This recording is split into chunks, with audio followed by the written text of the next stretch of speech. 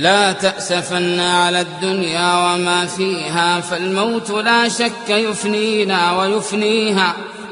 ومن يكن همه الدنيا ليجمعها، فسوف يوما على رغم يخليها. لا تشبع النفس من دنيا تجمعها، وبلغة من قوام العيش تكفيها. اعمل لدار البقاء رضوان خازنها، الجار أحمد والرحمن بانيها. أرض لها ذهب والمسك طيلتها، والزعفران حشيش نابت فيها. أنهارها لبن محض ومن عسل، والخمر يجري رحيقا في مجاريها.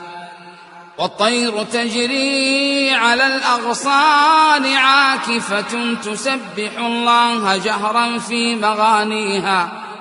من يشتري قبة في العدن غالية، في ظل طوبى رفيعات مبانيها. من يشتري الدار في الفردوس، يعمرها بركعة في ظلام الليل يخفيها.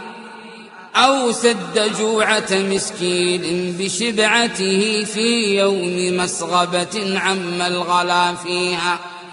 النفس تطمع في الدنيا وقد علمت أن السلامة منها ترك ما فيها.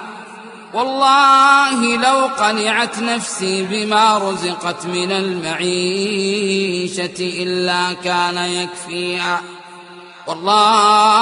والله أيمان مكررة، ثلاثة عن يمين بعد ثانيها.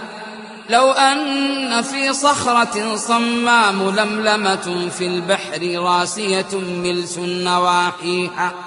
رزقا لعبد براها الله لانفلقت، حتى تؤدي إليه كل ما فيها.